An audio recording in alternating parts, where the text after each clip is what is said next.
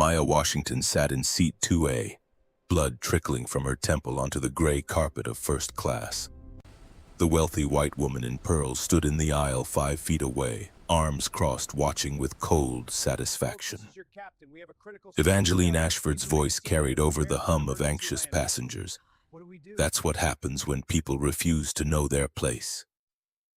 87 witnesses, 43 phones recording, 3 minutes and 12 seconds of crystal-clear video evidence. What she didn't know, the woman bleeding on the floor didn't just own a seat in first class. She owned 71% of the entire airline. In 52 minutes, FBI agents would board this plane. In 8 hours, Evangeline would be in handcuffs. In 4 months, she'd be in federal prison wearing orange instead of Chanel. But to understand how a billionaire CEO ended up handcuffed and bleeding on her own aircraft, we need to go back 9 hours to where this nightmare began. JFK Airport, Terminal 4, January 14, 2025.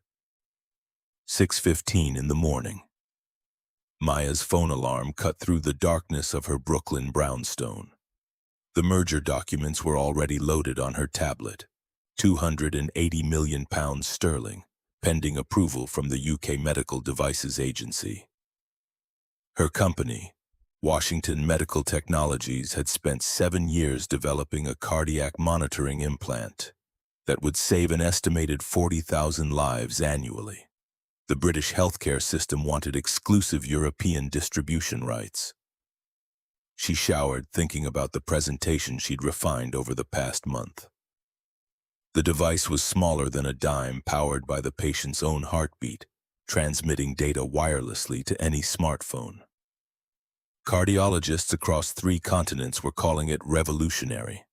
Her closet held 20 custom suits from various designers, each one costing more than most Americans earned in a month. She looked at them, then reached for the back rack.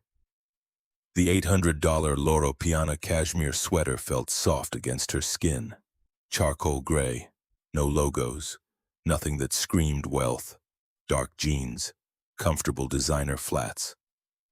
She studied her reflection, a 38-year-old black woman who could pass for a graduate student heading to the library. Deliberate camouflage. She'd learned years ago that looking wealthy invited certain conversations. Looking ordinary let her observe the world as it truly was, not as people performed it for money. Her assistant's text arrived while she poured coffee. Board meeting rescheduled to tomorrow 9 a.m. immediately after you land. Stock closed at $87, all-time high. Everyone's excited about the UK deal. Safe travels. Maya allowed herself a small smile. 7 years ago, she'd mortgaged everything to develop this device. Slept in her laboratory, ate ramen 4 nights a week. Her mother had called her crazy for walking away from a comfortable cardiology practice to chase what she called pipe dreams. Now her company employed 412 people. The stock was worth $2.3 billion. And she owned 71% through a web of shell companies that kept her name out of the public eye. Most people knew Washington Medical Technologies. Almost nobody knew Maya Washington controlled it. She preferred invisibility.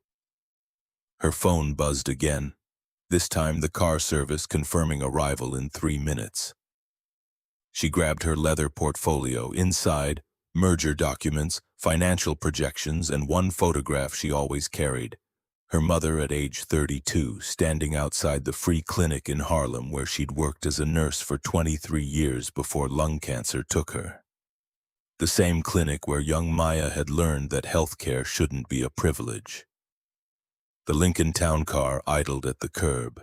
The driver, recognizing a repeat customer but not her net worth, offered a polite nod. Traffic moved smoothly through the pre-dawn darkness. They reached JFK by 7:20. The first-class lounge sat on the terminal's upper level, a sanctuary of leather chairs and complimentary top-shelf liquor that most travelers never saw. Maya's platinum card granted access, though the security guard manning the entrance hesitated when she approached. The guard's eyes traveled from Maya's sweater to her worn jeans, lingering with obvious doubt. "Miss, the economy lounge is on the lower level near gates C12 through 20. Maya pulled out her card without speaking. The guard scanned it, and his expression shifted through several micro-emotions: surprise, embarrassment, forced professionalism. "My apologies, Ms. Washington. Welcome." Inside, the lounge smelled of expensive coffee and that peculiar scent of privilege. Leather conditioner mixed with imported orchids. A flat screen displayed flight departures. Maya chose a corner seat with a view of the tarmac and ordered black coffee from the attendant. That's when she first noticed Evangeline Ashford. She sat near the window in a cream-colored suit that probably cost $6,000, speaking loudly into her phone. Her accent carried the affected refinement of old money trying very hard to sound like older money. "Yes, darling, my usual seat 2A. I've sat there for 12 years. Everyone at Aerolux knows this. Tell Lawrence the ambassador sends his warmest regards. We're lunching at Claridge's on Thursday." She glanced around the lounge as she spoke, her gaze cataloging everyone present. When her eyes reached Maya, they paused. Not long, maybe 2 seconds, but enough. Her expression flickered with something between curiosity and suspicion before she returned to her conversation. Maya recognized the look. She'd seen it her entire adult life, especially after she'd made her first 10 million. The look that said, "How did you afford to be here?" She opened her tablet and reviewed the merger timeline. The board in London expected her at 2 p.m. Greenwich Mean Time. She'd present the clinical trial data, answer their questions, and, if everything went according to plan, sign the papers that would bring Washington Medical into the European market. A second woman entered the lounge wearing an Aerolux uniform, dark hair pulled into a severe bun, 40-ish, with the weathered confidence of someone who'd worked the same job long enough to believe she owned it. Her name tag read, Victoria Hartford, head flight attendant. She walked directly to Evangeline's table. They spoke in low tones, familiar like old acquaintances. Victoria laughed at something Evangeline said, touching her shoulder with easy intimacy. Maya checked the time, 7:40. Boarding would begin at 8. She finished her coffee and gathered her things. The merger documents fit perfectly in her portfolio. She'd had the leather case custom-made for exactly this purpose. Everything she needed to change 40,000 lives per year, reduced to 2 pounds of paper and probability. Charcoal. Gate B7 stood at the far end of the terminal, past the duty-free shops and the overpriced bookstores selling thrillers for airplane captives. Maya arrived at 7:55. Victoria Hartford stood at the podium, scanning boarding passes with mechanical efficiency. Her smile appeared and disappeared like a camera flash, bright for some passengers, non-existent for others. Maya waited in line. 3 people ahead of her. A white couple in their 60s arguing quietly about whether they'd locked the house, and a young white woman in yoga pants holding a designer purse. The couple approached Victoria. She glanced at their passes and smiled. "Mr. and Mrs. Patterson, welcome, seat 1B and 1C. You'll be boarding in just a moment. We're starting with rows 1 through 4. The young woman went next. Victoria's smile widened. "Miss Chen, wonderful to see you again. Row 3, lovely. You can board now." Maya stepped forward, phone in hand, showing her mobile boarding pass. The barcode gleamed against the screen. Washington, Maya. Seat 2A. First class. Victoria looked at her, then at the phone. Her smile vanished. "Miss, this is first-class priority boarding. General boarding begins at 8:30. Her tone carried the patient exasperation of someone explaining basic concepts to a child. Maya kept her voice level. "I have a first-class ticket, seat 2A. She angled the phone closer. The barcode was clearly visible. Her name, her seat assignment, the little icon indicating first class. Victoria studied the screen for 15 seconds, then 30. Her eyes narrowed. "When did you purchase this ticket?" 3 weeks ago, January 2nd. She tilted her head, examining the phone from different angles as if the boarding pass might reveal itself as counterfeit under the right light. This routing looks unusual. It's a direct flight to London Heathrow, same as everyone else in this line. Please step aside, miss. I need to verify this with the system. Verify what exactly? The barcode is right there. Company policy requires verification of certain transactions. Step aside, please. 3 more passengers had lined up behind Maya, all white, all watching this exchange with varying degrees of discomfort. Maya moved to the side, standing near a trash can while Victoria picked up the desk phone. She spoke in a low voice, her back partially turned. Maya couldn't hear the conversation, but she could read her body language.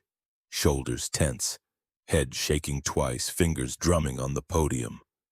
Meanwhile, the 3 passengers who'd been behind her all boarded smoothly. Victoria scanned their passes without a second glance. Welcome aboard. Enjoy your flight. 10 minutes passed, then 12. Maya checked her watch. 8:14. She needed to be seated and settled before 8:30 if she wanted time to review her notes before takeoff. The presentation in London required precision. One fumbled statistic could cost her the entire deal. Victoria finally returned, her expression unchanged. Your ticket has been verified, Ms. Washington. However, in the future, I strongly recommend printing your boarding pass rather than relying on mobile technology. She said, mobile technology, the way someone might say, suspicious behavior. Maya took a breath, choosing her words carefully. Mobile boarding passes are standard protocol now. The airline's own app encourages them. Victoria's smile returned, but it didn't reach her eyes. It looked like something sculpted from wax and disappointment. For experienced travelers, yes. Safe flight, Ms. Washington. The barb landed softly but intentionally. Experienced travelers. People who belonged here. Maya walked down the jet bridge, her portfolio feeling heavier with each step. She'd been flying first class for 6 years. She'd circled the globe twice for medical conferences. She'd given keynote speeches in Singapore, Zurich, and Tokyo. But to Victoria Hartford, she'd remained perpetually inexperienced, a category that had nothing to do with miles flown. The aircraft stretched before her, gleaming white walls, soft lighting, that new leather smell of recently refurbished first class. Seat 2A sat in the second row on the left side, a window seat with extra legroom and a view of the wing. Maya stowed her portfolio in the overhead bin. The compartment was nearly empty. She was among the first to board. She settled into 2A, the leather seat adjusting automatically to her weight. The entertainment screen blinked to life, offering movies, music, flight information. She pulled out her tablet and opened the merger presentation. Slide 12 contained the mortality data. Cardiac monitoring reduced sudden death events by 62% in the clinical trial. Slide 18 showed cost projections. The device would pay for itself within 8 months through reduced emergency room visits. Footsteps approached down the aisle. Maya glanced up. Victoria Hartford stood beside her row, holding a small tablet of her own. Her expression had shifted from cold professionalism to something harder to define, concern mixed with skepticism. Ms. Washington, I'm sorry to bother you, but I need to perform a secondary verification. You already verified my ticket at the gate.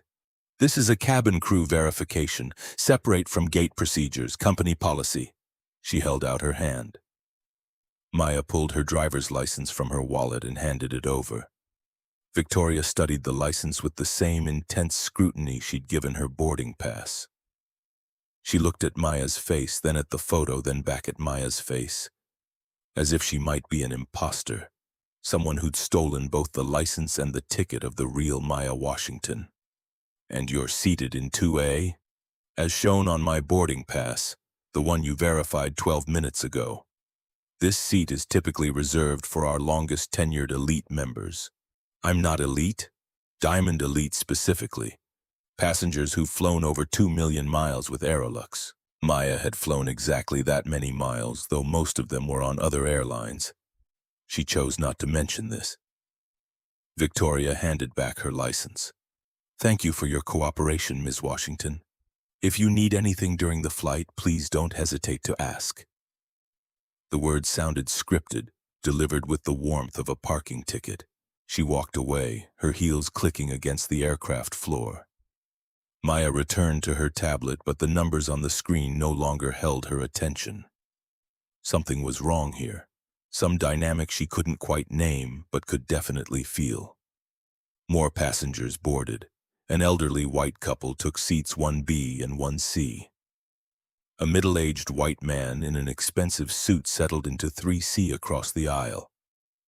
Everyone received Victoria's bright smile, her solicitous offers of pre-flight champagne, her warm welcomes.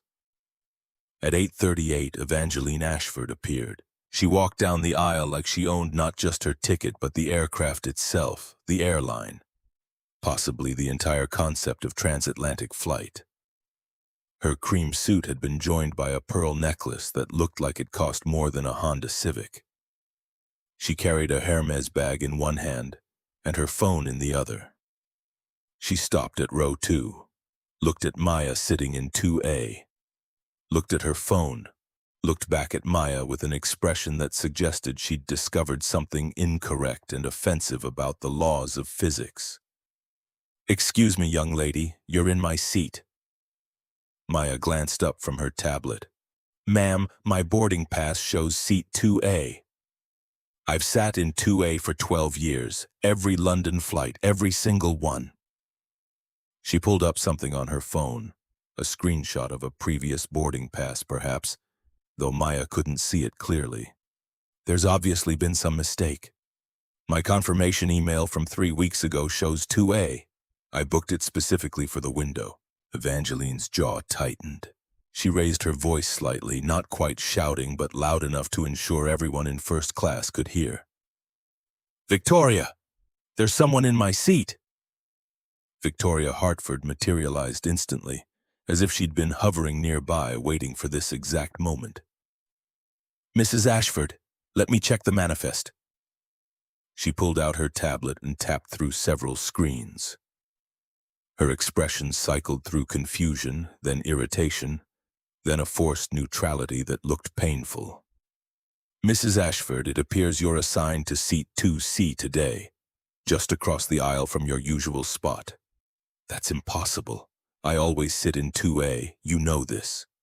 "I understand, and I apologize for any confusion. But Ms. Washington here has 2A on her confirmed reservation." Evangeline turned her full attention to Maya for the first time. Her eyes traveled from Maya's sweater to her jeans to her flats, cataloging each item as evidence in some unspoken trial. "I see. 2 words containing volumes. And when did you book this flight, Miss?" "Washington. I booked 3 weeks ago." "How interesting. I've been a Diamond Elite member for 12 years. I've flown this exact route 67 times. I've sat in 2A every single time because I have a medical condition that requires proximity to the lavatory and easy aisle access." Victoria's expression shifted into concerned sympathy. "Mrs. Ashford, if there's a medical need—" "There is. My cardiologist can confirm it. I need to be in 2A for health reasons." Maya set down her tablet. "I'm sorry to hear about your medical condition, ma'am. However, seat 2C is also an aisle seat with easy lavatory access. It's literally 3 feet away from where I'm sitting." "It's not the same. The angle is different. The positioning matters for my condition." This was absurd, and everyone knew it. Seats 2A and 2C were mirror images of each other, separated only by the narrow aisle. But Evangeline spoke with the absolute certainty of someone accustomed to getting her way through persistence and volume. Victoria turned to Maya, her voice dropping into what she probably imagined was a reasonable tone. "Ms. Washington, perhaps you could move to 2C. It's still first class, still an excellent seat." "I booked 2A specifically because I need the window to work during the flight. I have an important presentation in London that requires preparation." "I'm sure your presentation is important." Victoria's tone suggested she found it anything but. "However, Mrs. Ashford is one of our most valued passengers. We try to accommodate our Diamond Elite members whenever possible. I paid $4,100 for this specific seat. Evangeline's laugh came out sharp and brittle. Did you? That's quite a lot for someone dressed like a college student. The insult hung in the air, naked and deliberate. The elderly couple in row 1 shifted uncomfortably. The businessman in 3C suddenly became very interested in his phone. Maya kept her voice level. My clothing choices have nothing to do with my paid reservation. Victoria stepped closer, lowering her voice as if sharing a confidence, though she spoke loud enough for everyone to hear. Miss, people like you usually fly coach anyway. You should be grateful for any first-class seat. Now, Mrs. Ashford has a legitimate medical concern. Moving to 2C would be the courteous thing to do. People like you. 3 words that landed like a slap. Maya looked up at Victoria Hartford, meeting her eyes directly. What did you just say? I said you should be grateful for first class. Her smile remained fixed in place, a mask that didn't quite fit her face. Mrs. Ashford is our Diamond Elite member who's been flying with us for over a decade. You could show some flexibility. I am remaining in seat 2A, which I booked and paid for. If Mrs. Ashford has a medical condition requiring specific seating, she should have requested accommodation when she made her reservation. Evangeline's face flushed. Are you calling me a liar? I'm saying seat 2C provides identical access to what you claim you need. How dare you? Do you know who I am? A passenger assigned to seat 2C. My husband is Senator Lawrence Ashford. He sits on the Senate Commerce Committee, which has oversight of the FAA. I suggest you think carefully about how you speak to me. Maya felt something cold settle into her chest. This wasn't just about a seat anymore. This was about power and the assumption that certain people had it and certain people didn't. She chose her words carefully. Senator Ashford's position doesn't change my confirmed seat assignment. Victoria's expression hardened. Ms. Washington, I'm going to ask you one more time to move to 2C. If you refuse, I'll need to call the captain. Call whoever you need to call. I'm staying in 2A. A passenger in row 3B, a black woman in her 40s whom Maya hadn't noticed before, pulled out her phone and held it low, pointed toward the confrontation. She caught Maya's eye and gave an almost imperceptible nod. Victoria straightened, her professional mask cracking to reveal something uglier underneath. Very well. Please wait here. She marched toward the cockpit, heels striking the floor like small hammers. Evangeline remained standing in the aisle, clutching her Hermes bag like a shield radiating indignation. Maya returned to her tablet, though the words on the screen might as well have been written in ancient Sumerian for all the sense they made now. Her heart rate had increased. She could feel it in her temples and the tension across her shoulders. She'd known this might happen, not specifically this, but something like it. Despite the billions in the bank, despite the company, despite everything she'd built, there would always be moments like this. Moments where someone looked at her sweater and her skin and decided she didn't belong. The difference was that this time she owned the airline, and these people had no idea what was about to happen. 4 minutes passed, then 6. The cabin filled with uncomfortable silence. Passengers pretended to read their phones or adjust their seat belts, but everyone was watching. The cockpit door opened. A man emerged wearing captain's stripes on his shoulders, 4 gold bars indicating pilot in command. He had silver hair, a slight potbelly, and the confidence of someone who'd been flying for 30 years and had long ago stopped questioning his own authority. His name tag read Captain Richard Anderson. Victoria walked beside him, speaking in a low, urgent voice. Anderson nodded, his expression growing stern. They approached row 2. Anderson stopped in the aisle, looking down at Maya with the weary disappointment of a high school principal about to discipline a problem student. Miss, I understand there's an issue with your seat. No issue, Captain. I'm sitting in the seat shown on my confirmed reservation. The flight attendant tells me you've been asked to move to accommodate a passenger with medical needs. Mrs. Ashford claims she needs seat 2A for medical reasons. However, seat 2C offers identical aisle access and lavatory proximity. Anderson glanced at Evangeline, who had assumed an expression of pained fragility that looked freshly rehearsed. Mrs. Ashford is one of our most valued customers, miss. She's been flying this route for 12 years. If she says she needs 2A for her medical condition, I believe her. Did she provide medical documentation of this need when she booked her flight? Anderson's jaw tightened. I don't require documentation to make seating decisions on my aircraft. On my aircraft, I have final authority over passenger placement for safety and comfort. Captain, FAA regulations specify that pilot authority over seating pertains to safety concerns, not passenger preferences. Are you a lawyer, miss? I'm a passenger exercising my right to sit in my assigned seat. And I'm the pilot in command with authority to remove non-compliant passengers. Your choice is simple: move to 2C voluntarily, or I'll have you removed from this flight entirely. Maya pulled out her phone. Anderson's expression darkened immediately. What are you doing? Documenting this interaction. I have a legal right to record conversations in which I'm a participant. Put that phone away, now! Captain, I'm within my... Put the phone away or you're off my aircraft. That's a direct order. Maya held the phone steady, camera pointed at Anderson.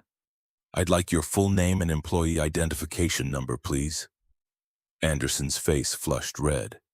You're threatening me? I'm asking for basic information that any airline employee should provide upon request. You know what? I'm done negotiating. Anderson turned to Victoria.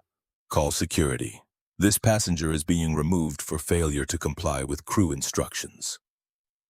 Victoria's smile returned, sharp and victorious. Right away, Captain. Maya set her phone down slowly. Captain Anderson, I'm going to ask you one last time. Verify my ticket, confirm my seat assignment, and allow me to remain in 2A where I belong. This doesn't have to escalate. Is that a threat? It's a request for basic fairness. Anderson leaned closer, his voice dropping but losing none of its menace. Miss, I've been flying for 31 years. I've thrown more problem passengers off planes than you've probably taken flights in your entire life. You seem like an educated young woman, smart enough to know when you're out of your depth. The condescension dripped like poison. Young woman, miss, as if Maya's 38 years of life, her medical degree, her billion-dollar company meant nothing in the face of Anderson's authority and assumptions. Anderson straightened. You have 30 seconds to gather your belongings and exit this aircraft voluntarily. Otherwise, security will remove you by force, your choice. The woman in 3B, the one who'd been recording, spoke up for the first time. Her voice carried the precise diction of someone used to being heard in professional settings. Captain, I'm Dr. Amara Okafor, Chief of Cardiology at Mount Sinai. I've been observing this interaction. Ms. Washington has been nothing but polite. She's sitting in her assigned seat. Mrs. Ashford's claim of medical necessity appears questionable at best. Anderson turned to her. Ma'am, I appreciate your input, but this is my aircraft. I make the decisions here. And I'm telling you that as a medical professional, I see no evidence of acute need requiring this specific seat. Noted. Now please remain seated and allow me to handle this situation. Dr. Okafor held up her phone. I've recorded the past 4 minutes of this encounter, just so you're aware. Anderson's expression flickered, a micro moment of concern that vanished as quickly as it appeared. Fine. Record whatever you want. But this passenger is leaving my aircraft. He pulled a radio from his belt. Ground security, this is Captain Anderson on flight 847, gate B7. I need passenger removal assistance. First class, row 2, uncooperative passenger refusing crew instructions. The radio crackled. Copy that, Captain. Officers en route, ETA 3 minutes. Anderson clipped the radio back to his belt and addressed Maya one final time. Last chance, miss. Walk off with your dignity or wait for security. Up to you. Maya met his eyes. I'll wait. Suit yourself. Anderson walked back toward the cockpit, leaving Victoria to stand guard over Maya as if she might bolt at any moment. The cabin had gone completely silent. Even the ambient aircraft noise seemed muted. Maya could feel every eye on her. Some sympathetic, most uncomfortable, a few openly hostile. Evangeline Ashford still stood in the aisle, her expression cycling between righteous vindication and performative concern. She touched Victoria's arm. I hope she's not dangerous. Sometimes people who don't belong in first class can become unstable. Victoria nodded. Security knows how to handle these situations. Maya closed her eyes and took a slow breath. In her mind, she ran through the sequence that would follow. Security would board. They'd ask her to leave. She'd refuse calmly. They'd likely escalate to physical removal. And then they'd discover exactly who they'd just assaulted. She pulled out her phone again and opened her contacts. Scrolled to a name. Whitaker Montgomery, General Counsel. Her thumb hovered over the call button. Not yet. Let them make their move first. Let them commit fully to this mistake. Because what Victoria Hartford and Captain Anderson and Evangeline Ashford didn't understand was that Maya Washington hadn't gotten this far by fighting battles she couldn't win. She chose her moments carefully. And this moment, this particular convergence of arrogance and assumption, this was winnable. She just had to be patient for a little while longer. Footsteps echoed from the jet bridge. Heavy boots, 2 sets. Security had arrived. 2 officers entered first class. The first was a white man in his mid-30s, muscular build with a shaved head and the kind of rigid posture that suggested military background. His name tag read G. Donnelly.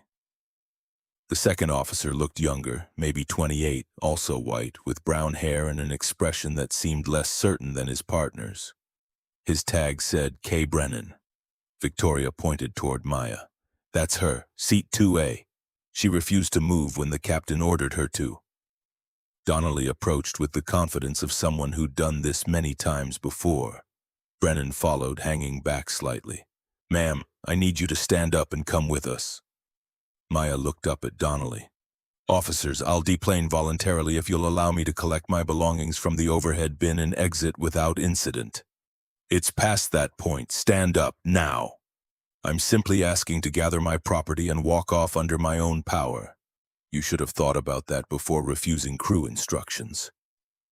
Hands where I can see them. Stand up.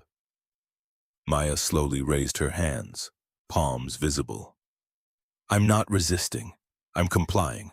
I'm just asking if I can take my briefcase. Donnelly's hand moved to his belt, hovering near his handcuffs. I said stand up. Brennan spoke quietly. Ma'am, if you cooperate, this will be easier for everyone. Maya stood slowly, hands still raised. I'm cooperating. I'm standing. Turn around, hands behind your back. Officer, I'm not being violent. I'm not threatening anyone. I'm simply sitting in my assigned seat. Hands behind your back. Final warning. Dr. Okafor's voice carried from row 3.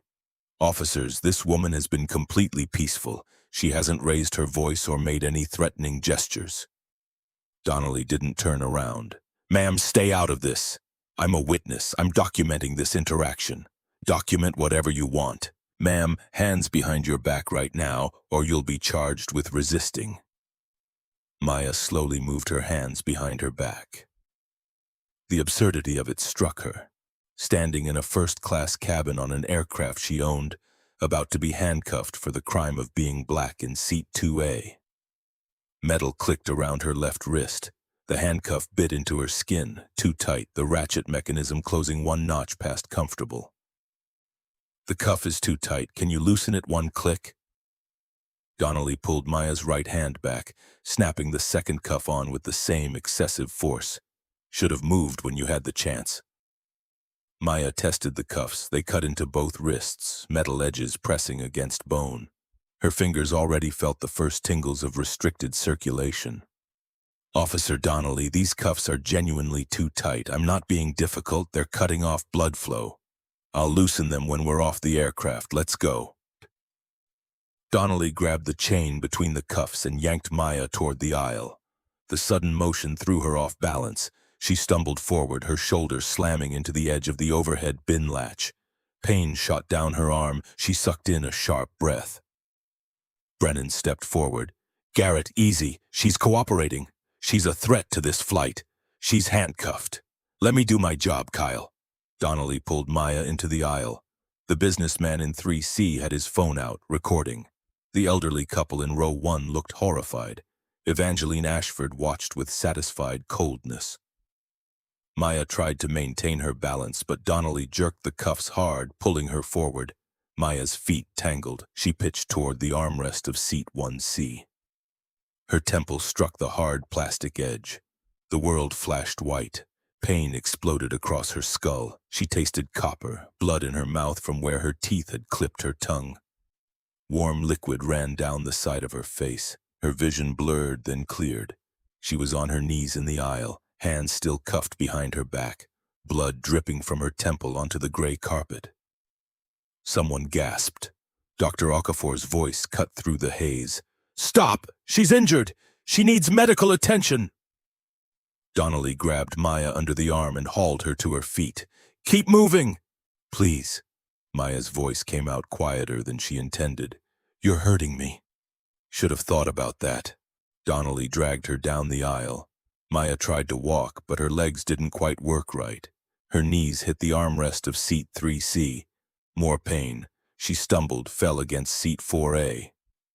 Blood dripped onto the carpet, one drop as they passed row 3, another at row 4, a third at the business class galley. Phones everywhere, recording. Passengers staring. Some looked away, most watched with the horrified fascination of people witnessing a traffic accident. Maya's head throbbed. Her wrists screamed. Each step sent new pain radiating through her body. They reached the rear galley. Donnelly shoved Maya face first against the wall. Her cheek hit the metal edge of a cabinet, her lips split open. Fresh blood, fresh pain, the taste of copper flooding her mouth. That's what happens when you don't follow orders. Maya sagged against the wall. Through the haze of pain, she could see Victoria Hartford standing at the first-class entrance, arms crossed, watching. Her expression showed no concern, no regret, just cold satisfaction. Evangeline Ashford stood beside her, already settling into seat 2A, the seat she'd claimed she needed for medical reasons. She looked utterly untroubled by the bleeding woman being dragged from the aircraft. Dr. Okafor pushed past them, medical bag in hand. "I'm a cardiologist. Let me examine her." Donnelly blocked her path. "Step back, ma'am. She's bleeding from the head. That could be serious." "I said step back."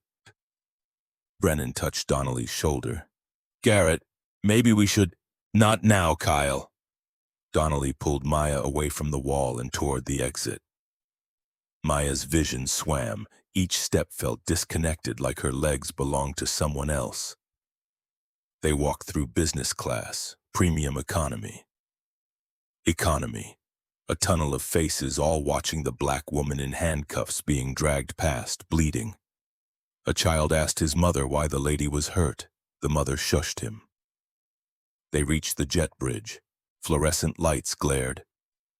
Maya's head pounded in rhythm with her heartbeat. A holding room waited at the gate, a small windowless space with a chair bolted to the floor.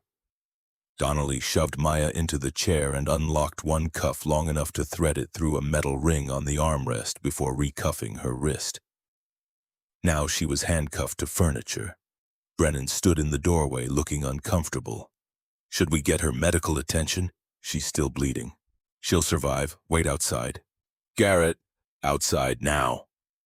Brennan hesitated, then left. Donnelly followed, pulling the door mostly closed but leaving it open a crack. Maya sat alone, handcuffed to a chair, blood drying on her temple and lip. She could hear voices from the hallway, Donnelly talking to someone, probably airport police. She tested the handcuffs again, still too tight. Her hands were starting to go numb. Through the crack in the door, she could see a clock on the wall. 8:47 a.m. Flight 847 was probably preparing for pushback now, the problem passenger removed, everyone settling in for their transatlantic journey. Maya closed her eyes. They'd made their choice, now it was time to make hers. She took a slow breath, tasting blood, and thought about the phone call she was about to make. The one that would ground Flight 847. The one that would bring FBI agents and FAA officials and the full weight of federal law down on everyone involved. The one that would reveal exactly who they'd just assaulted. Victoria Hartford thought she'd won. Captain Anderson thought he'd exercised appropriate authority. Evangeline Ashford thought she'd reclaimed her rightful throne in Seat 2A. They were all about to learn what a real mistake looked like. But first, Maya needed to survive the next hour with her head injury and her pride intact. She needed to stay conscious, stay calm. And when the moment came, when Brennan or someone else came back, she needed to make one phone call. Just one. That's all it would take to change everything. The door opened wider. Brennan stepped inside, his expression caught between duty and something that looked like guilt. "Ma'am, are you all right?" Maya looked up, tasting blood on her lower lip. "The handcuffs are too tight, my hands are going numb." Brennan glanced toward the hallway, then moved closer. His voice dropped. "I tried to tell Garrett to ease up. He gets intense sometimes. I need medical attention, and I need to make a phone call. You'll get your call at the precinct. Ambulance is coming for the head injury.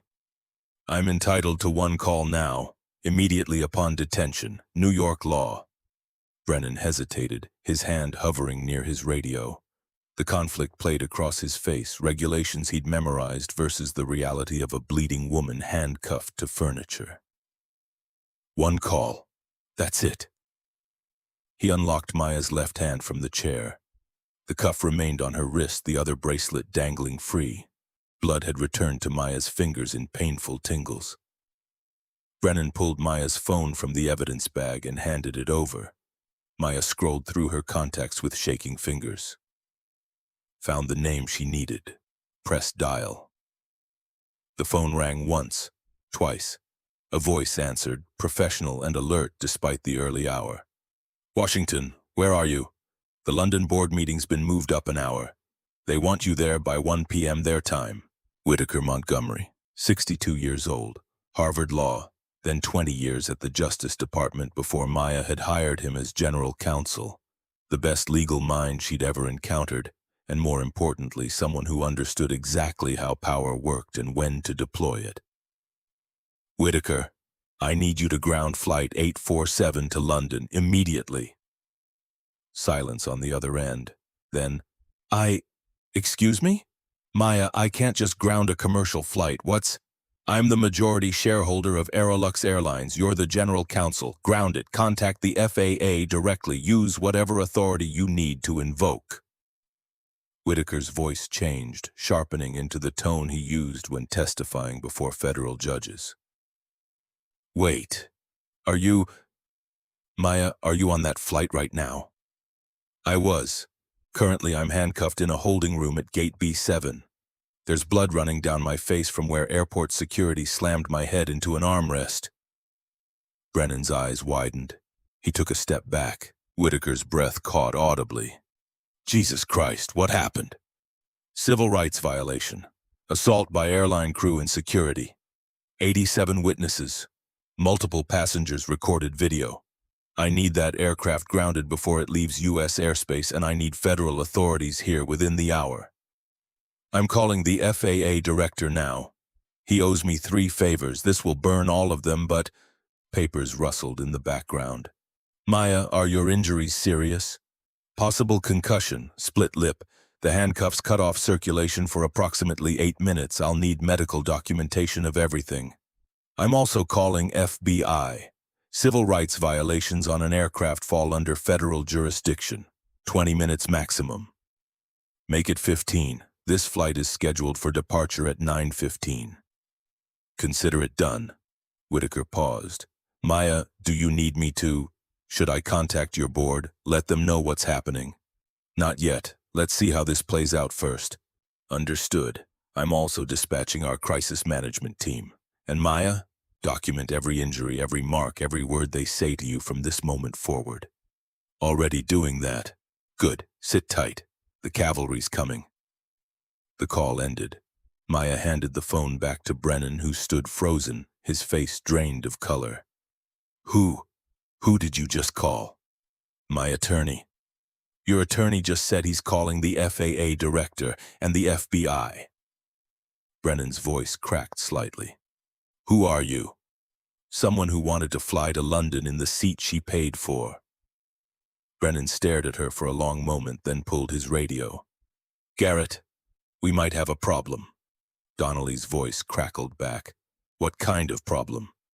The kind where this woman just had her lawyer call the FAA and FBI. Static silence. Then, she's bluffing. I don't think she is. Stay with her, I'm coming back. Brennan clipped the radio to his belt. He looked at Maya with something approaching fear now. Ma'am, I'm going to step outside. Please don't move. Maya almost laughed. She was handcuffed, bleeding, and sitting in a locked room. Where exactly would she go? Brennan left, pulling the door closed behind him. Through the gap, Maya could hear voices rising in the hallway. Donnelly's aggressive certainty clashing against Brennan's nervous doubt. She's just some rich woman playing tough, probably called her daddy's lawyer. Garrett, she said she's the majority shareholder of Aerolux. And I'm the Easter Bunny. Use your brain, Kyle. Does that woman look like she owns an airline? Exactly the question that had started all of this. Does she look like she belongs? Maya leaned back in the chair, her head throbbing. The overhead fluorescent light felt like an ice pick behind her eyes.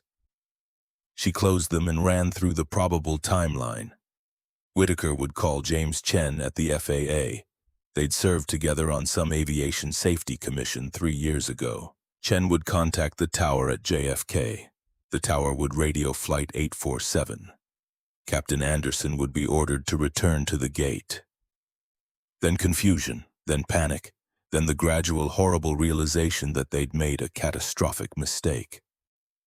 The trick was surviving the intervening minutes without passing out from the head injury. Maya touched her temple gingerly. The bleeding had mostly stopped, but the skin felt swollen and hot. The lip was worse. It kept seeping blood every time she moved her mouth. Her phone buzzed in the evidence bag on the table. Brennan had left it there, probably too rattled to remember protocol. Maya couldn't reach it with one hand still cuffed, but she could see the screen light up. A text from her assistant. Confirmed. London meeting pushed to 1 p.m. GMT to accommodate your arrival. Stock opened at $88. Board is thrilled. Safe flight. Safe flight. The irony burned. Another text appeared, this one from Whitaker. FAA confirms ground order issued 8:51. FBI en route. Paramedics requested to your location. ETA 12 minutes. Documentation team coming with cameras. Do not speak to anyone without me present. Maya allowed herself a small, painful smile. 12 minutes. The holding room door burst open. Donnelly filled the doorway, his face flushed red with anger or exertion or both. What the hell did you do? I made a phone call. Officer Brennan was kind enough to allow me that right. You think you're smart? You think calling some lawyer is going to help you? I think I exercised my legal rights as a detained citizen. Donnelly moved closer, looming over the chair.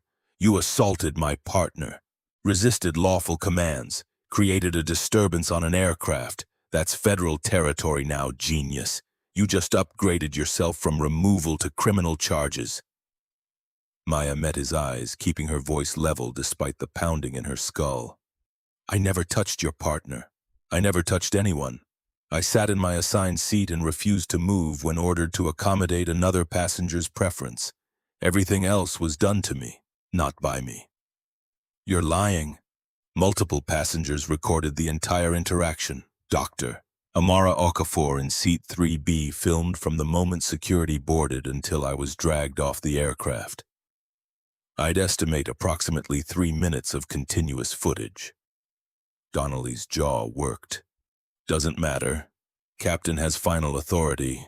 He ordered you removed. We removed you, using excessive force that resulted in visible injuries, while I was handcuffed and compliant. You resisted. Show me the video evidence of my resistance, because I guarantee the passenger videos show something very different. Brennan appeared in the doorway behind Donnelly. Garrett, maybe we should wait for... Shut up, Kyle. I'm serious. Something's wrong here. She's too calm. Donnelly wheeled on his partner. Of course she's calm. Rich women always think daddy's lawyers can fix everything. What if she's not just some rich woman? Then who is she? The president? Maya spoke quietly, the words falling like stones into still water. I'm Maya Washington, founder and majority shareholder of Washington Medical Technologies. I own 71% of Aerolux Airlines through shell companies. The aircraft you removed me from is, legally speaking, my property. Silence. Donnelly stared at her. That's the stupidest lie I've ever heard. In approximately 8 minutes, Flight 847 will be ordered back to this gate by the FAA. FBI agents will arrive shortly after.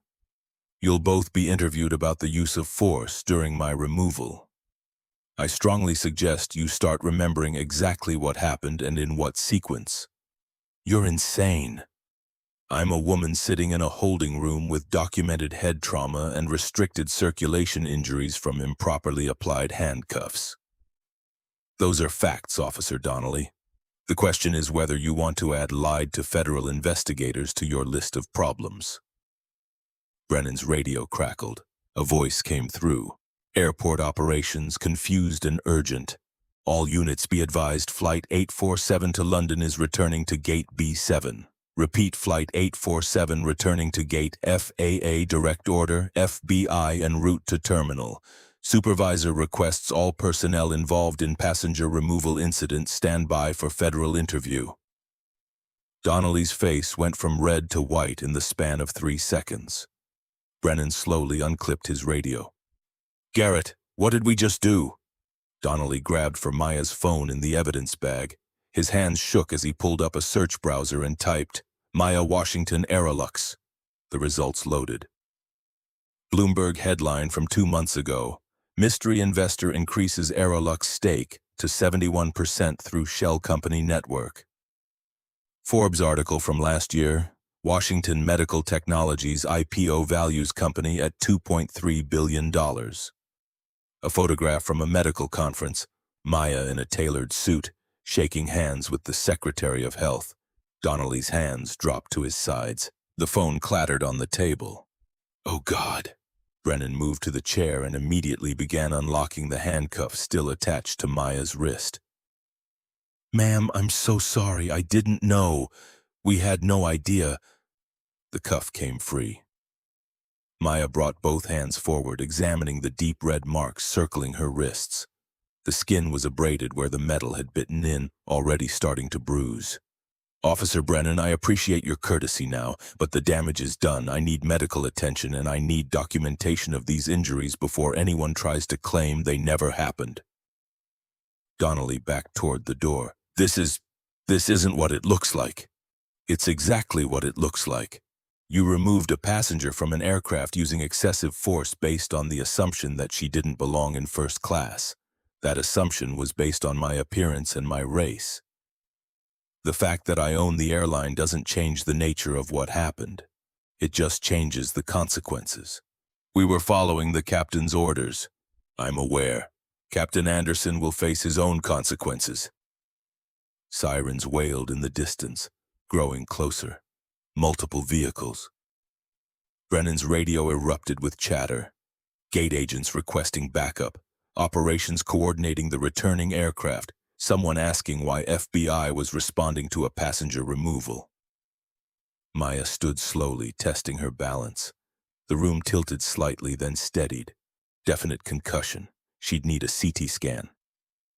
Footsteps thundered in the hallway. The door flew open. 6 FBI agents in dark suits filled the doorway, hands near their weapons. Behind them, 4 FAA officials in business attire. Behind them, 3 paramedics with a gurney and medical kit. And behind all of them, walking with the assured purpose of someone who'd navigated federal bureaucracy for 4 decades, came Whitaker Montgomery. He was tall and thin, with steel gray hair and the kind of face that looked carved from expensive wood. His suit probably cost $8,000. He carried a leather briefcase that had seen 20 years of courtrooms and somehow looked better for it. His eyes found Maya immediately. They traveled from the blood on her temple to the split lip to the marks on her wrists. Something dangerous flickered behind Whitaker's professional mask. He turned to the lead FBI agent, a woman in her 40s with sharp eyes and sharper posture. "Special Agent Rodriguez, I need photographs of my client's injuries before anyone touches her, and I need statements from these officers documented immediately before their stories have time to coordinate." Rodriguez nodded. "Already arranged. Ma'am," she addressed Maya directly. "I'm Special Agent Maria Rodriguez, FBI Civil Rights Division. Are you able to provide a statement?" "After medical attention, I believe I have a concussion." "Understood. Paramedics, please examine Ms. Washington and document all injuries. Officers Donnelly and Brennan, you're being detained for interview regarding use of force." Donnelly's face crumpled. "We were just doing our jobs." "Then you'll have no problem explaining exactly what your job entailed." 2 FBI agents moved to either side of Donnelly and Brennan, not cuffing them, not yet, but making it clear they weren't leaving. The paramedics approached Maya with professional efficiency. One of them, a woman with kind eyes, pulled out a pen light. "Ms. Washington, I'm going to check your pupils. Can you follow this light?" Maya followed the beam as it moved left, right, up, down.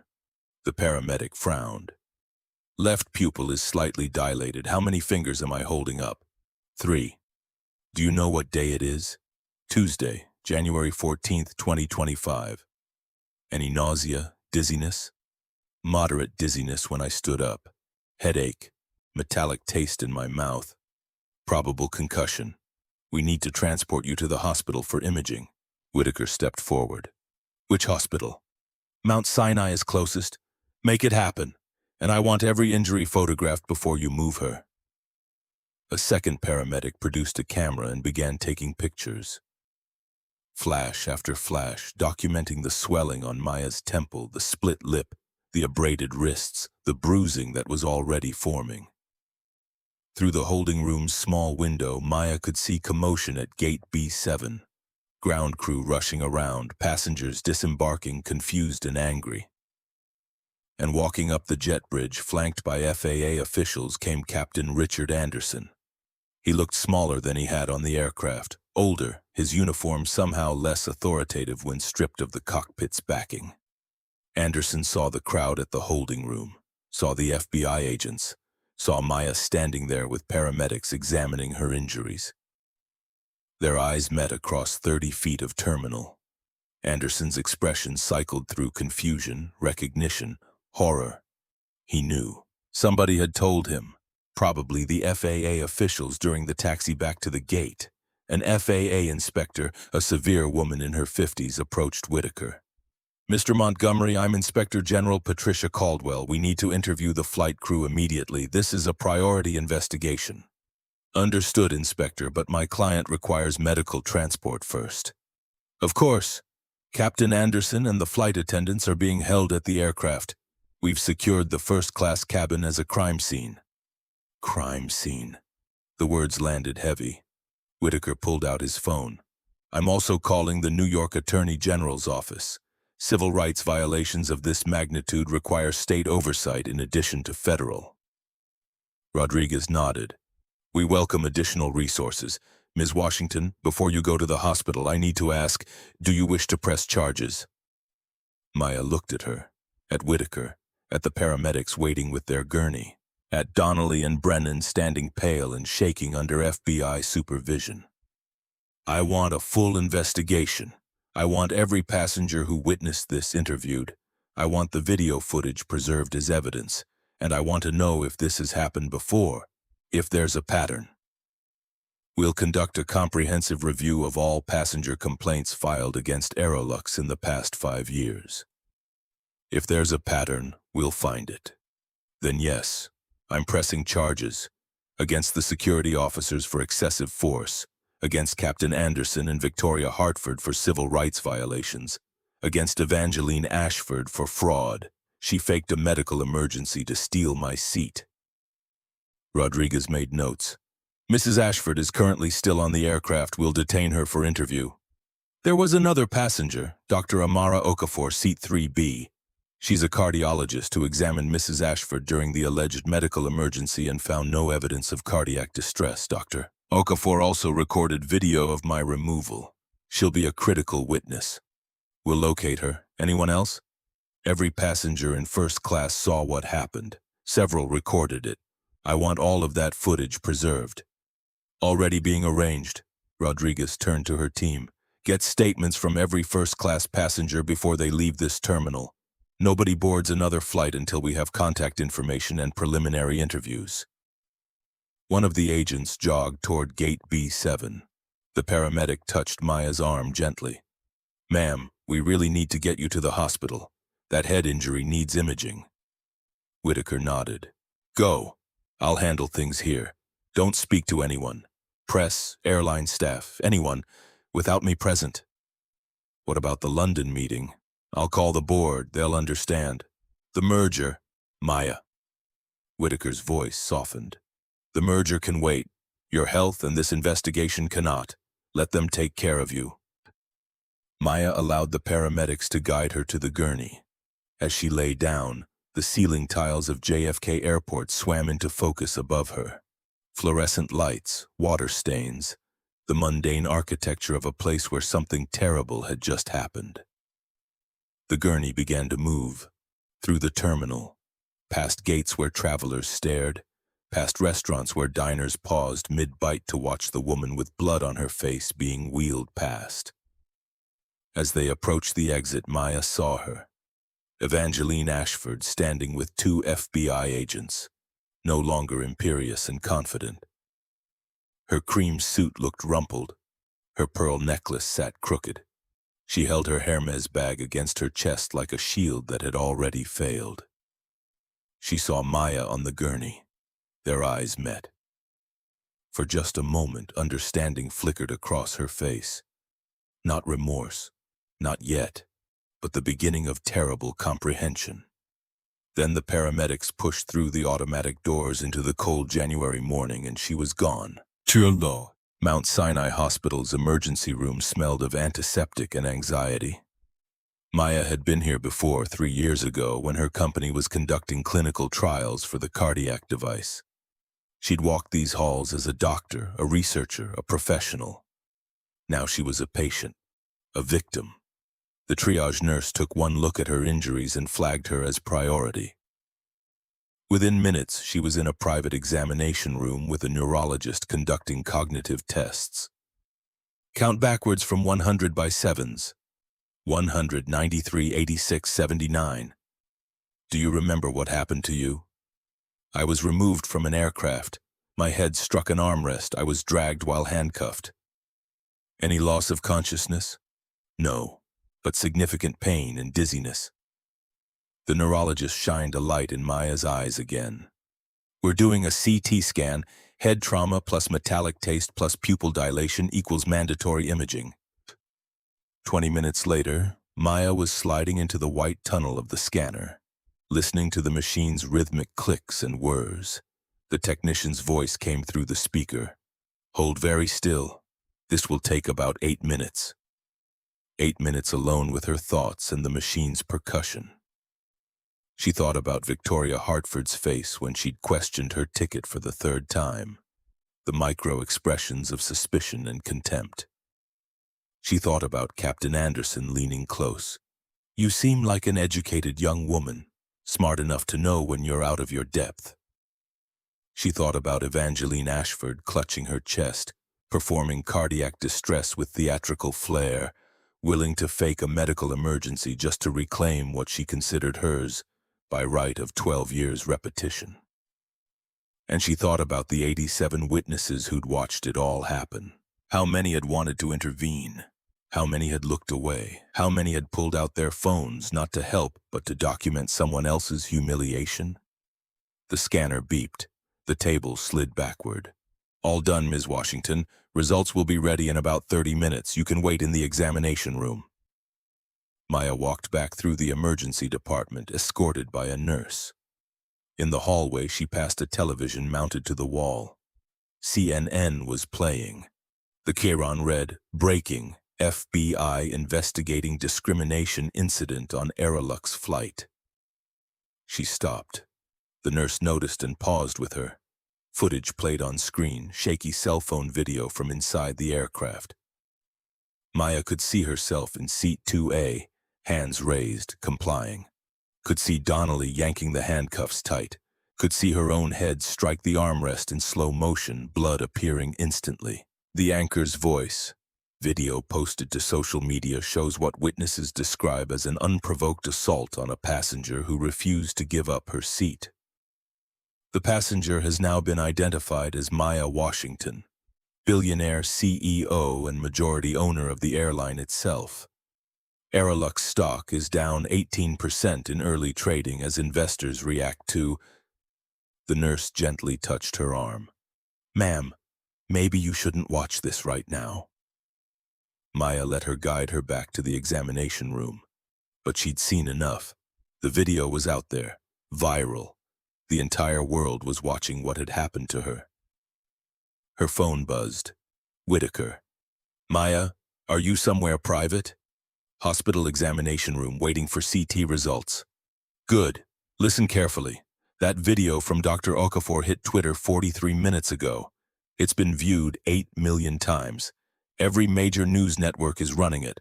The hashtag Aerolux discrimination is trending #1 worldwide." I saw CNN. This is bigger than we anticipated. I've had calls from the NAACP, the ACLU, 3 different senators, and the White House press office asking for comment. "What did you tell them?" "Nothing yet. That's your decision. But Maya, this is a watershed moment. How you respond will matter not just for your case, but for every passenger of color who's ever been profiled, questioned, or removed from a flight." Maya closed her eyes. "I didn't ask to be the face of anything. Neither did Rosa Parks, neither did the Greensboro Four. History doesn't ask permission." Whitaker's voice softened. "But you don't have to do this alone. Whatever you decide, I'm with you." "What about the investigation?" "Moving fast. FBI has interviewed 14 passengers so far, all corroborating your account. Dr. Okafor's video is devastating.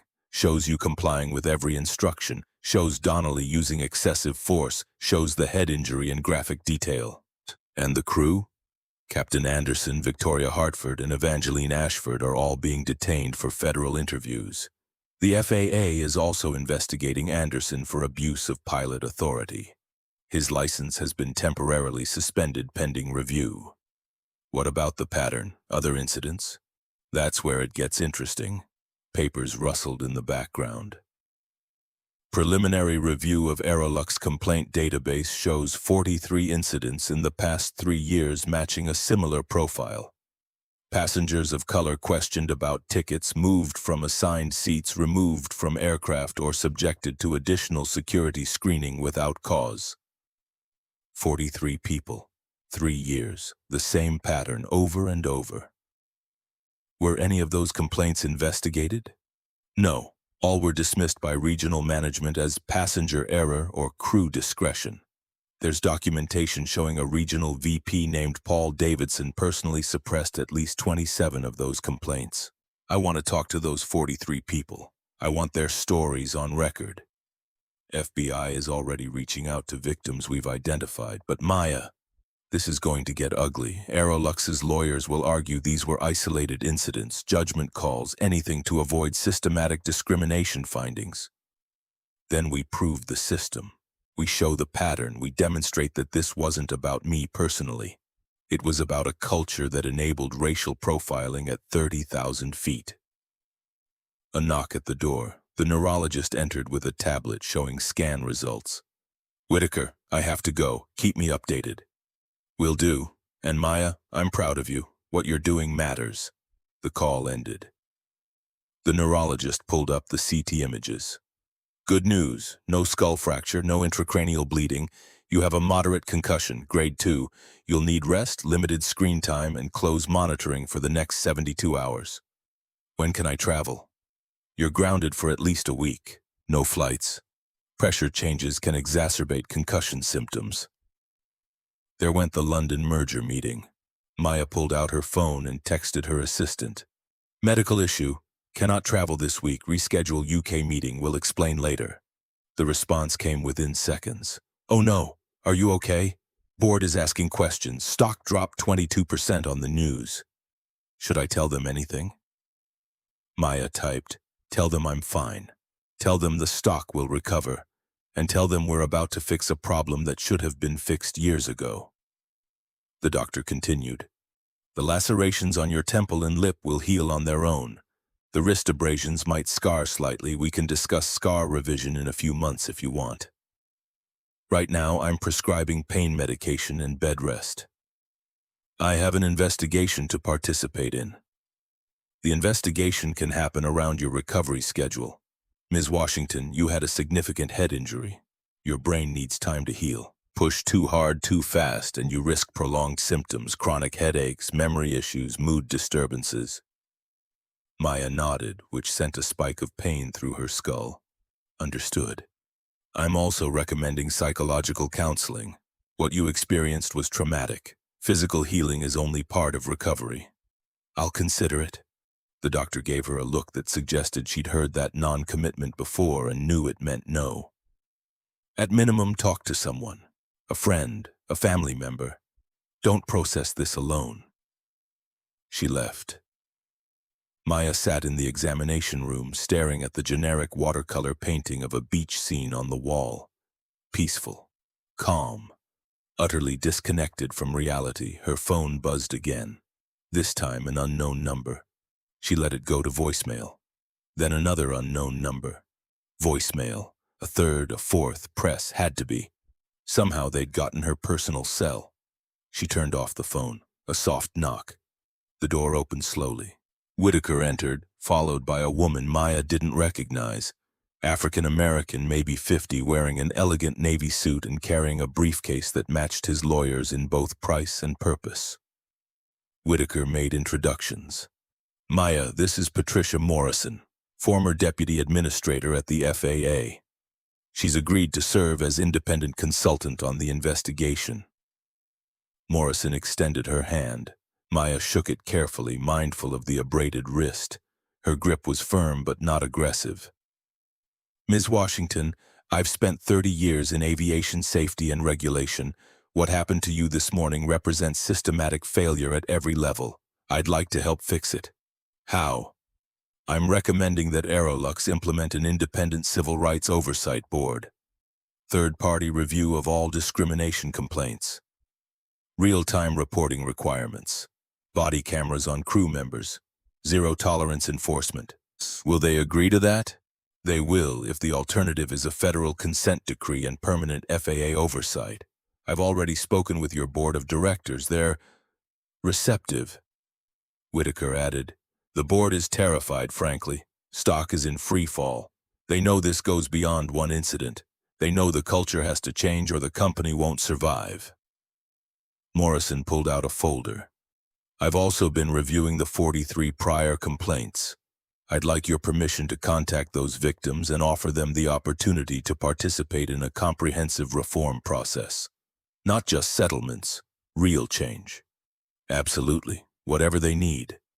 Some of them may want to sue, some may want public apologies, some may want nothing to do with Aerolux ever again. We respect all of that, but we also offer them a seat at the table when we redesign these systems. Maya leaned back against the examination table. Ms. Morrison, why are you doing this? You don't work for Aerolux. You don't owe me anything. Her expression shifted, revealing something personal beneath the professional exterior. 20 years ago, I was removed from a flight for suspicious behavior. I was an FAA deputy administrator, wearing my credentials, and a flight attendant decided I didn't belong in first class. I filed a complaint. It went nowhere. The culture protected the crew, not the passenger. She paused, collecting herself. I spent the next 2 decades trying to change aviation from inside the government. I had some success, but real change requires accountability from the airlines themselves. This is my chance to build something that should have existed when I needed it. Maya met her eyes. Then let's build it right. Agreed. Morrison pulled out a tablet. First step, emergency board meeting tomorrow morning. We present the reform package, full transparency about the pattern of incidents, public commitment to zero tolerance, and we fire everyone who enabled this culture. Paul Davidson, the regional VP who suppressed complaints. Yes, he goes first, along with anyone else in management who knew about these incidents and did nothing. Whitaker interjected. We're also preparing civil suits against the individual actors, Victoria Hartford, Captain Anderson, Garrett Donnelly. Criminal charges are federal, but civil liability is separate. And Evangeline Ashford? Fraud charges for the fake medical emergency. Also civil suit for conspiracy to deprive civil rights. Her husband has apparently already filed for divorce. Maya's eyebrows rose. The senator? Issued a statement 2 hours ago condemning his wife's actions, called them abhorrent and inconsistent with the values I've fought for in public service. He filed papers 30 minutes later. Political survival instinct activated at maximum speed. Lawrence Ashford had calculated that his marriage was worth less than his career and made his choice accordingly. Morrison checked her watch. Ms. Washington, I know you need rest, but there's one more thing. The press is camped outside this hospital. Eventually, you'll need to make a statement. We can help you prepare. I'm not ready for that. Understandable, but the story is being written whether you participate or not. Right now, the narrative is billionaire CEO assaulted on her own airline. That's powerful, but it's incomplete. The real story is systematic discrimination affecting thousands of passengers who don't have your resources. She was right. This wasn't about her. It was about the pattern, the culture, the 43 people before her who'd been dismissed and ignored. Give me 24 hours. Let me think about what I want to say. Fair enough. But Maya, may I call you Maya? She nodded. When you do speak, remember your voice carries weight that most victims of discrimination never get. Use it wisely. Use it for all of them. They left her alone again. The examination room felt smaller now, the walls closer. Maya pulled out her phone and turned it back on. 17 missed calls, 43 text messages. Her email inbox showed 214 unread. She ignored all of it and opened her photos. Scrolled back to the one she always carried. Her mother outside the Harlem Free Clinic, smiling despite the exhaustion that came from double shifts and insufficient funding. She'd died before seeing Washington Medical's success, before the IPO, before any of this. But she'd lived long enough to see Maya fight the first time she'd been profiled, stopped by police at age 16 for matching a description while walking home from the library. She'd taught her then, baby, the world's going to try to tell you who you are based on what you look like. Don't ever let them. You know who you are. Make them see it. She'd spent 22 years making them see it, building a company, earning a fortune, proving her worth in the only language capitalism understood. And still, Victoria Hartford had looked at her and seen someone who didn't belong. Still, Captain Anderson had called her Miss, with condescension dripping from every syllable. Still, Evangeline Ashford had assumed her ticket must be a mistake. Money hadn't protected her, success hadn't shielded her. Nothing had, because the problem wasn't about what she'd achieved. It was about what they assumed when they looked at her face. But now she had something those 43 other victims hadn't. Power, platform, resources, and she was going to use all of it to make sure this never happened again. Not to her, not to anyone. Maya stood, testing her balance. The dizziness had faded to a manageable level. The headache remained, pulsing in time with her heartbeat, but pain she could work through. She walked to the examination room window and looked out at the Manhattan skyline. Somewhere out there, her board was panicking. Her stock was cratering. Her reputation was being debated on cable news, and somewhere in this city, 43 people who'd been dismissed and ignored were seeing the video of her removal and recognizing their own experiences in her blood on that aircraft carpet. Tomorrow, the real work would begin. Tonight, she just needed to survive the concussion and prepare for what came next, because this wasn't over. This was just the beginning.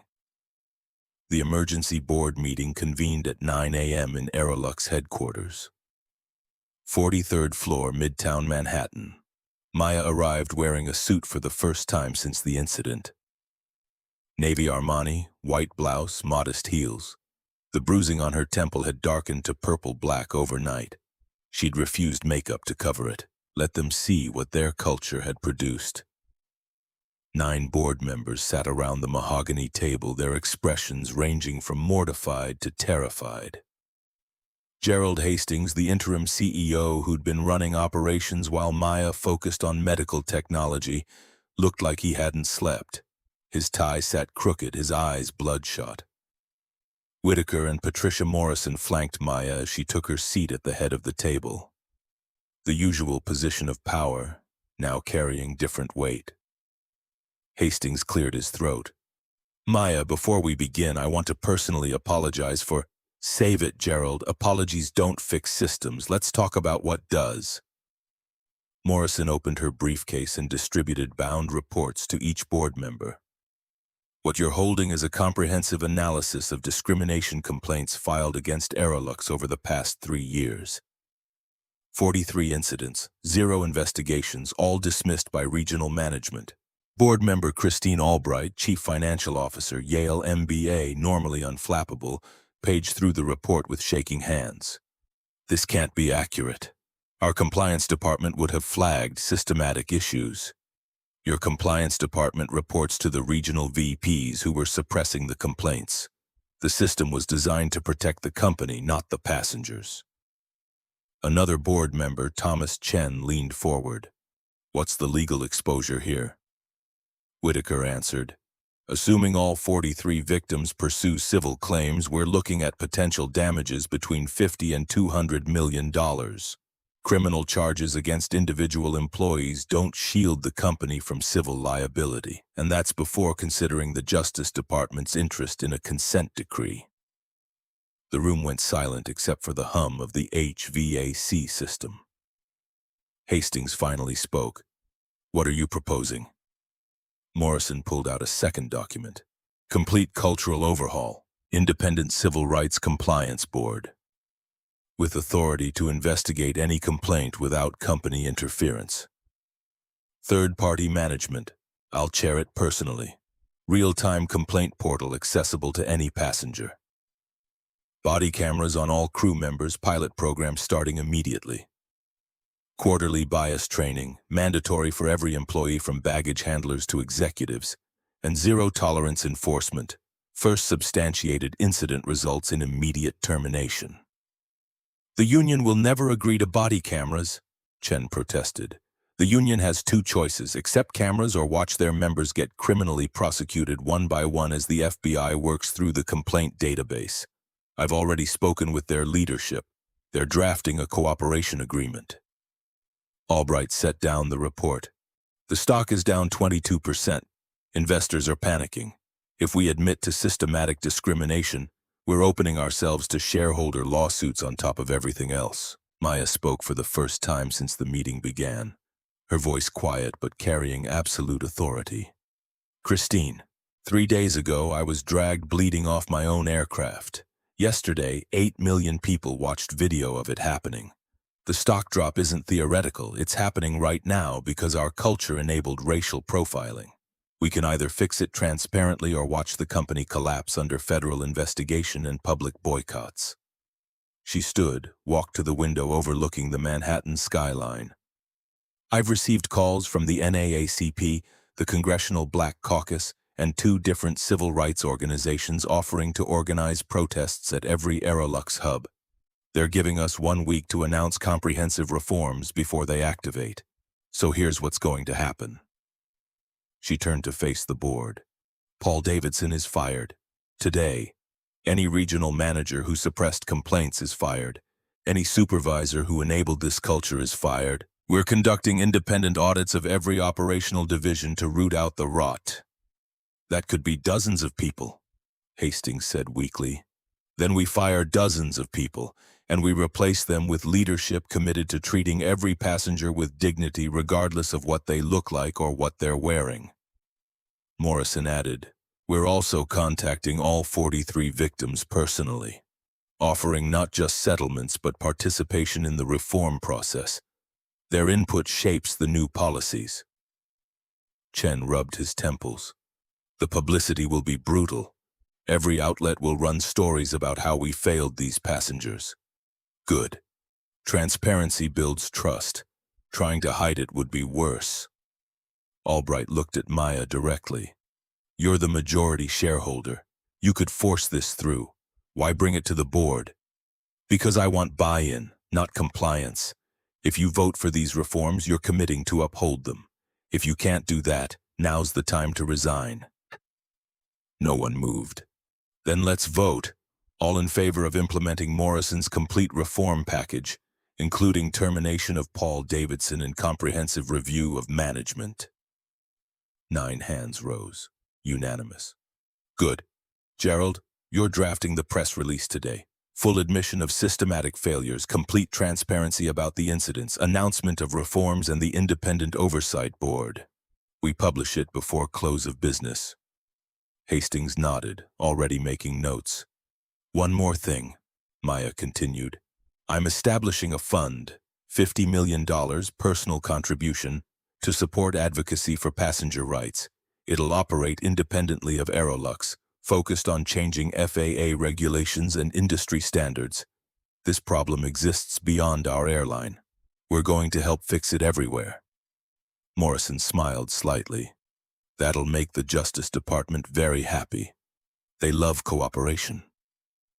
The meeting continued for another hour, working through implementation details. Who would lead the management purge?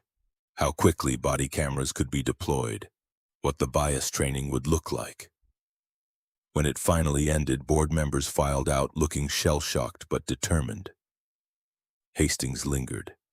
Maya, I should have caught this. I was so focused on operational efficiency I never looked at the complaint data. That's on me. You're right. It is. So fix it. And Gerald, if I ever hear about another incident like this, we're having a very different conversation about your future here. Understood. He left. Maya collapsed into her chair, the adrenaline that had carried her through the meeting suddenly draining away. Her head throbbed. The concussion symptoms were worse when she was stressed, and the past 2 hours had been nothing but stress. Whitaker handed her a bottle of water and 2 pills. Ibuprofen, doctor's orders. Thank you. The press release will hit the wire in about 6 hours. Are you ready for what comes next? No, but it's happening anyway.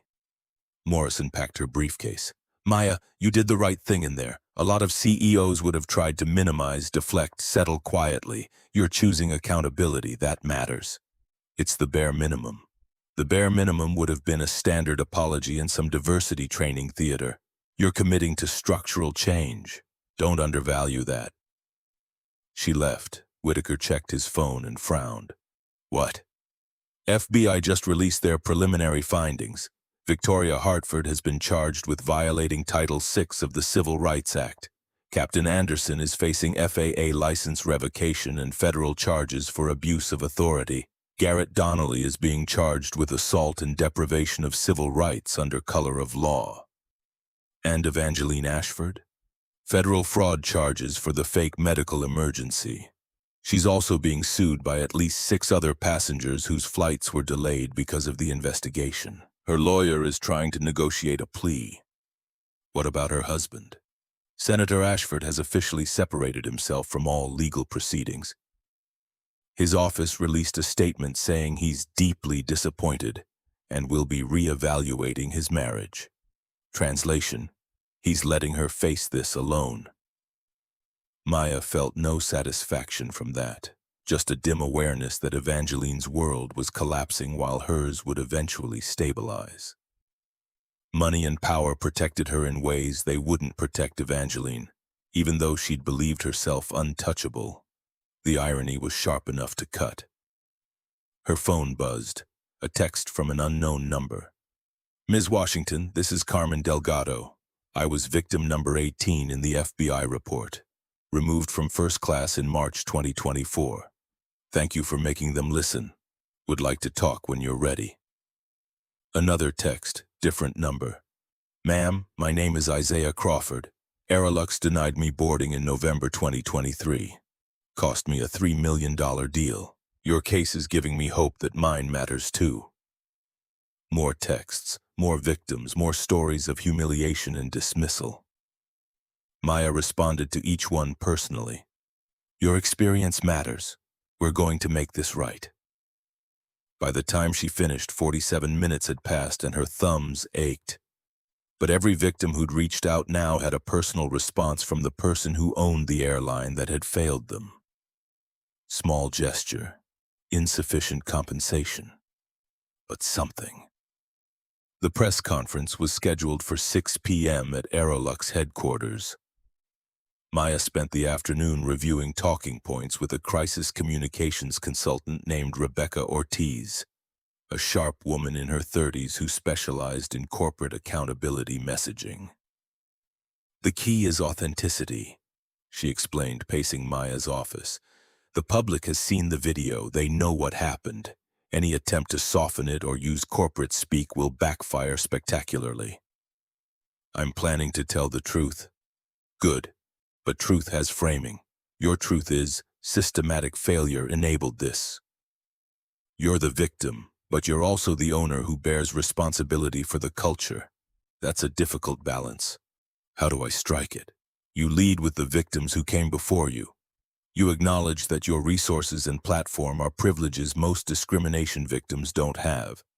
You commit to using that privilege to create change, and you admit that money didn't protect you, which means the system is broken for everyone." Maya nodded. Her head still ached, but the pain had receded to manageable levels.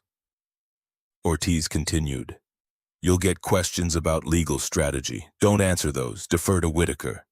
You'll get questions about the stock price. Don't get defensive. Acknowledge investor concerns, but emphasize that doing the right thing matters more than quarterly earnings.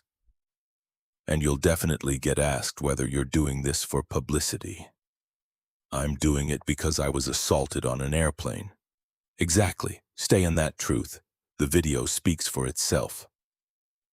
At 5:30, Maya changed into a fresh blouse. The bruise on her temple had deepened to a sickly purple-green. Ortiz suggested concealer.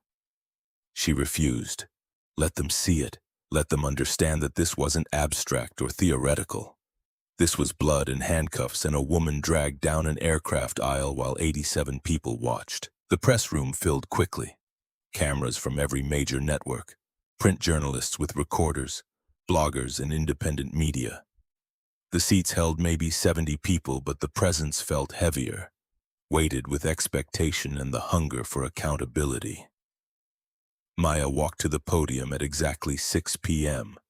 Camera flashes erupted. She waited for them to subside, then began. 3 days ago, I boarded Aerolux Flight 847 to London. I had a confirmed first-class ticket, seat 2A.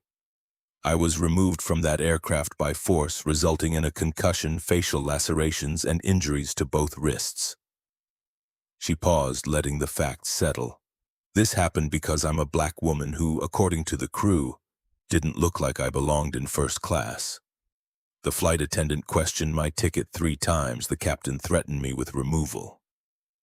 Another passenger faked a medical emergency to steal my seat. When I refused to move, security officers handcuffed me too tightly, slammed my head into an armrest, and dragged me bleeding from the aircraft. More flashes. Furious note-taking. I'm also the founder and majority owner of Aerolux Airlines. That fact doesn't change what happened to me.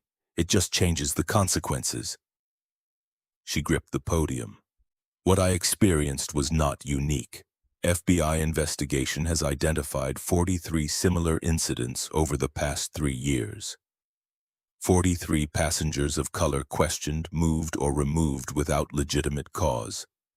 43 complaints that were dismissed by management as unimportant.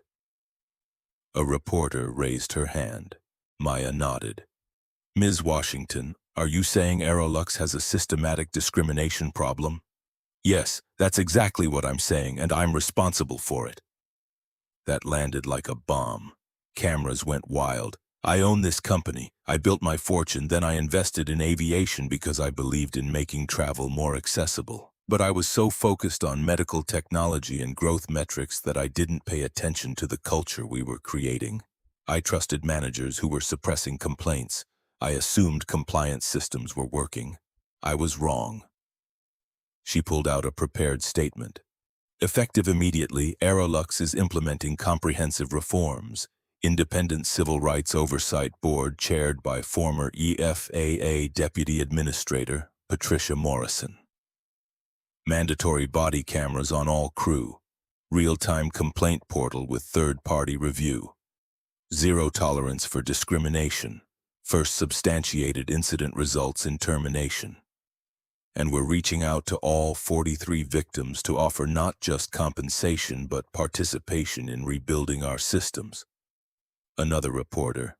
What about criminal charges against the crew members involved in your removal? The FBI and FAA are handling those investigations independently. Victoria Hartford, Captain Richard Anderson, and Officer Garrett Donnelly are all facing federal charges. Evangeline Ashford, the passenger who faked the medical emergency, is facing fraud charges. I support full prosecution. Will you sue them personally? Civil suits are being prepared, but the money isn't the point. Accountability is. A third reporter from Fox News. Critics say you're using this incident to deflect from Aerolux's business problems. Stock is down 22%. Isn't this just damage control? Maya met the camera directly. I was dragged bleeding off an airplane. 8 million people have seen the video. If you think I engineered that for publicity, I invite you to watch the footage again and reconsider your priorities. Scattered applause from some journalists. The Fox reporter looked chastened. Next question. A black woman in the third row stood. Ms. Washington, what do you say to people who argue that your wealth and platform make you different from other victims of discrimination? That you can afford justice in ways they can't? Finally, the question she'd been waiting for. You're absolutely right. I have resources most discrimination victims will never have. I own the airline that assaulted me, which means I can fire the people responsible and restructure the entire company. That's privilege. That's power.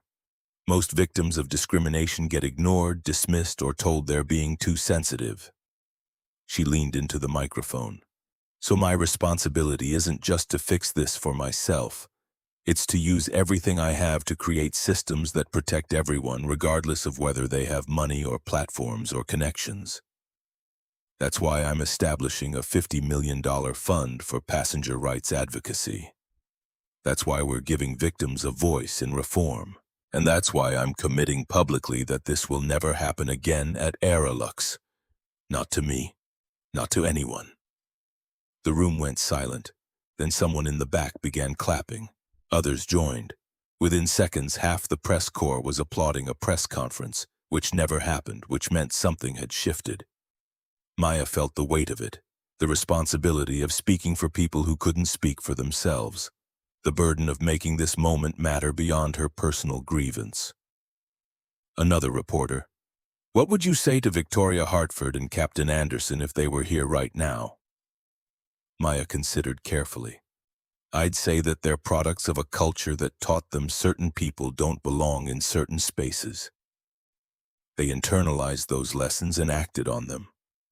That doesn't excuse what they did. They made choices, and choices have consequences. But the problem is bigger than individual prejudice. It's the systems that enabled and protected that prejudice for years. Do you forgive them? I'm not interested in forgiveness right now. I'm interested in accountability and change. The press conference continued for another 20 minutes. Questions about timeline for reforms. Questions about whether other airlines had similar problems. Questions about her recovery from the concussion. When it finally ended, Maya walked off the stage feeling hollowed out. The adrenaline crash hit hard. Her vision swam slightly, concussion symptoms flaring from the stress and bright lights. Whitaker caught her elbow. "Steady. You did great. I need to sit down." They found a quiet office. Maya collapsed into a chair, head in her hands. Ortiz appeared with water. That was perfect, authentic, accountable, action-oriented. The clip of you talking about using privilege to protect others is going to run on every network tonight. Good. Can everyone leave now? I need quiet. They filtered out. Alone, Maya pulled out her phone. The text messages had multiplied. More victims, more supporters, more press requests.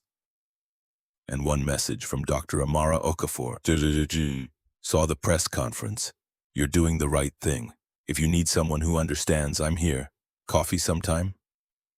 She smiled despite the headache. Typed back, "Coffee sounds good after I stop seeing double." Her response, "Take care of yourself. The work will still be there when you're healed." Would it, though?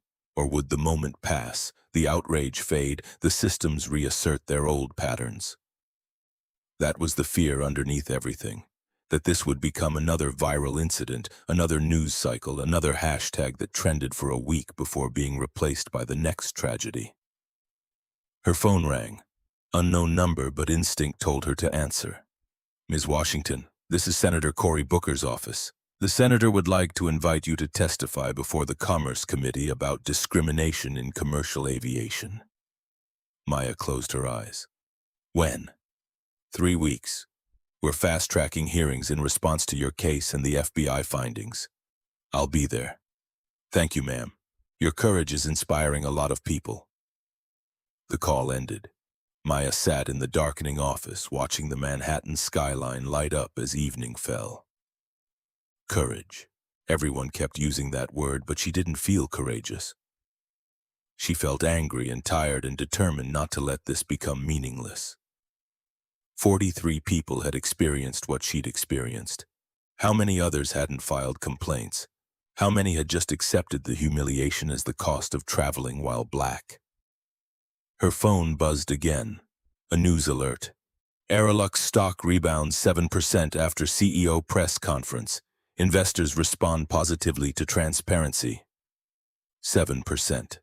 Not enough to erase the losses, but a start. The market was saying, "We believe you might actually fix this." Don't prove them wrong, Maya thought. Don't let this be theater. The trial began 4 months later in federal court, Southern District of New York. United States versus Victoria Hartford, Richard Anderson, Garrett Donnelly, and Evangeline Ashford. Maya sat in the gallery watching the defendants enter. Hartford looked smaller than she had on the aircraft, diminished by a cheap suit and the weight of federal charges. Anderson had aged visibly, gray deepening to white, shoulders slumped. Donnelly kept his eyes down. Ashford wore sunglasses despite being indoors, as if she could hide from recognition. The prosecution opened with Dr. Okafor's video, 3 minutes and 12 seconds that had now been viewed over 50 million times. The courtroom watched in silence as Maya's head struck the armrest in slow motion. Blood appearing instantly, her body dragged past rows of witnesses.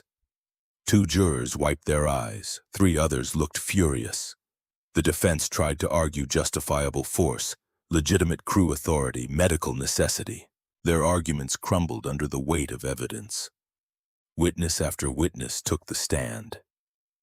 Passengers from first class describing the confrontation.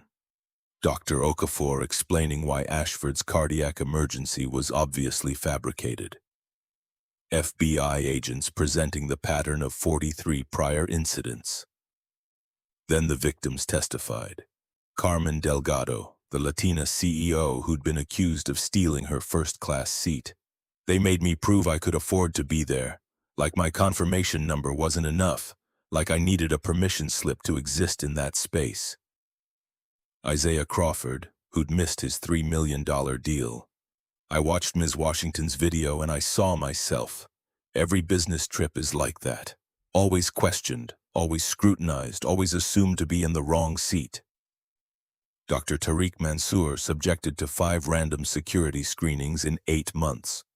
They said it was random, but it's never random when it happens to you every single time and never happens to the white passengers in line behind you. 43 testimonies over 2 weeks. A litany of indignity, humiliation, and systematic dismissal. The defense had nothing. On day 14, the prosecution rested. The defense called character witnesses for Anderson and Hartford, colleagues who testified they weren't racist, they were just following procedures, they'd made a mistake. The jury deliberated for 6 hours, guilty on all counts. Hartford, 18 months federal prison, $75,000 fine, permanent ban from aviation industry. Anderson, 14 months FAA license permanently revoked, $50,000 fine. Donnelly, 26 months with violence enhancement, permanent law enforcement ban. Ashford, 8 months, $40,000 fine, 3 years probation. The judge's sentencing statement burned itself into Maya's memory. This case represents the insidious nature of modern discrimination. Not overt hatred, but systematic dehumanization. You saw a successful black woman and assumed she didn't belong. Those assumptions led to assault. The law will not tolerate such assumptions, and neither will this court. Maya watched them led away in handcuffs, the same handcuffs they'd put on her, and felt no satisfaction. Just a grim awareness that justice was a cold thing, necessary but insufficient. Outside the courthouse, press mobbed her. She gave a brief statement prepared by Ortiz. This verdict affirms that discrimination has consequences, but the real work isn't punishment. It's prevention. We're continuing reforms at Aerolux and advocating for industry-wide change. Then she escaped into a waiting car. Whitaker sat across from her. How are you feeling? Empty. They're going to prison and it doesn't fix what they broke. No, but it sends a message. To who? People who were already willing to discriminate aren't going to stop because of one high-profile case. They'll just get better at hiding it. Maybe. Or maybe some flight attendant somewhere will remember this case the next time they're about to question why a black passenger is in first class. Maybe they'll think twice. That's not nothing. Maya leaned her head against the window, watching Manhattan slide past. 43 people before me. How many after, at other airlines? That's why you're testifying before Congress next week. That's why the reforms matter. The car pulled up to Maya's brownstone. She'd moved back there 2 months ago after spending weeks in a corporate apartment while recovering from the concussion. Home felt safer now. Private. Inside, she poured whiskey and sat in the dark living room, thinking about everything that had changed and everything that hadn't. Aerolux had implemented every reform. Body cameras on all crew, independent oversight functioning, 0 incidents since the new policies took effect. But United had had 3 incidents. Delta 2, American 1. The problem existed beyond her airline, woven into aviation culture like fabric threads. Her phone buzzed. A text from Patricia Morrison. Verdict is justice. Your testimony next week is opportunity. Don't waste it. She wouldn't. She'd spent the past month preparing with Whitaker and policy experts. The testimony would be comprehensive. Personal story, systematic analysis, specific regulatory recommendations. Congress needed to pass the Dignity in Transit Act, expanded Passenger Bill of Rights, criminal penalties for crew discrimination, mandatory third-party audits for all carriers. The bill had bipartisan support but kept stalling in committee. Maybe her story could push it through. Maybe 43 other stories plus hers could create enough pressure to force change. Maybe. Or maybe this would fade like every other moment of outrage, absorbed by the next crisis, the next hashtag, the next viral video. Maya finished the whiskey and went to bed, her dreams populated by airplane aisles that stretched into infinity and voices asking over and over, "Are you sure you belong here?" The congressional hearing room was smaller than Maya had imagined from watching them on C-SPAN. The gallery held maybe 200 people, but cameras multiplied that to millions. Senator Booker presided, his expression serious but warm. Ms. Washington, thank you for being here today. We know this testimony requires you to relive a traumatic experience. Thank you, Senator. If my experience can prevent others from enduring the same, it's worth reliving. Booker nodded. Please proceed with your statement. Maya had memorized the testimony but kept notes as backup.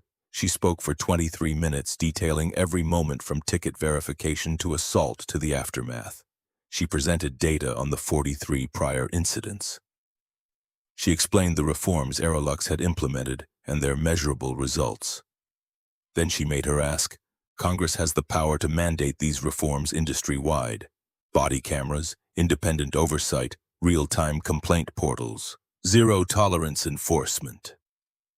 The Dignity in Transit Act contains all of these provisions. It's been sitting in committee for 6 months while passengers continue to be profiled, questioned, and removed without cause. She looked directly at the committee members. I had resources to fight back. Most victims don't. They file complaints that disappear into corporate bureaucracy. They tell their stories to friends and family who shake their heads and say, that's terrible, but nothing changes.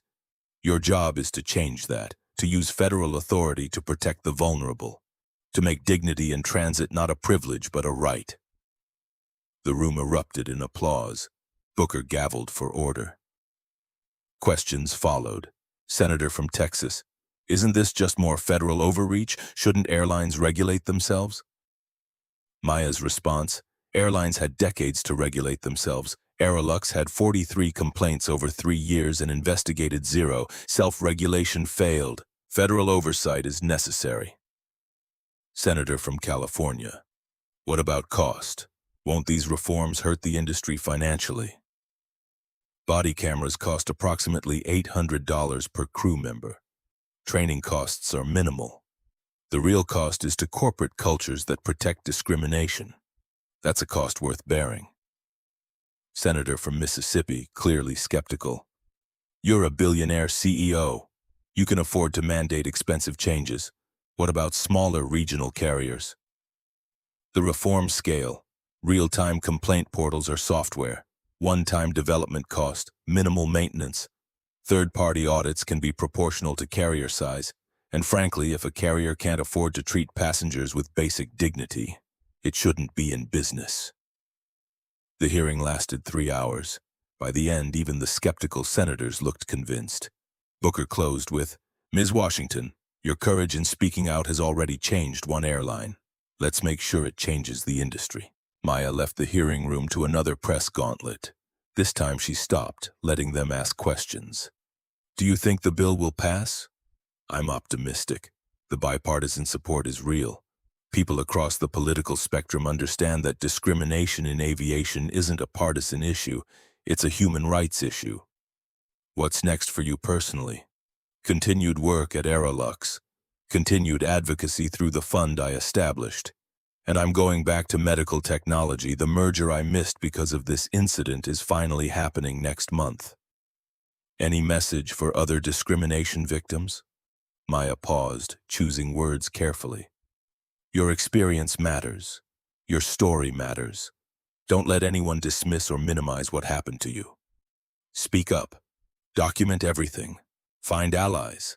And know that change is possible, but it requires persistence. She walked away, finally done performing for cameras. Whitaker fell into step beside her. The Dignity in Transit Act passed committee during your testimony. It's going to the full Senate next week. That fast? Your testimony moved 3 undecided votes. Booker's office is confident it'll pass within the month. Actual change. Systemic reform. Not just at Aerolux, but across the industry. The realization hit Maya with unexpected force. This had mattered. Her blood on that aircraft carpet, her testimony today, the months of fighting. All of it had produced something tangible. Not healing, not closure, but consequence. And consequence created deterrence. And deterrence might protect the next person who boarded a plane looking like they didn't belong. Might, no guarantees, but possibility where none had existed before. 2 years later, January 14th, 2027, JFK Airport, Terminal 4, Gate B7. Maya boarded the same flight, same route, same seat, 2A to London. The crew recognized her. Of course they did.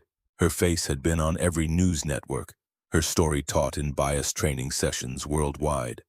The flight attendant, a young black woman named Sonia, greeted her warmly.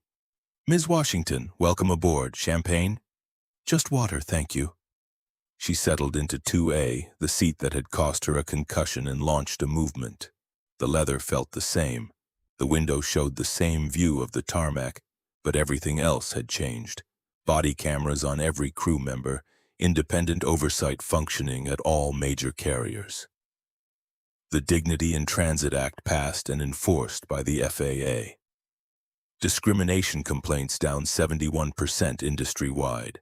Not perfect, not solved, but better. In seat 2C sat a young black woman, maybe 19, nervously checking her ticket for the third time. Maya noticed.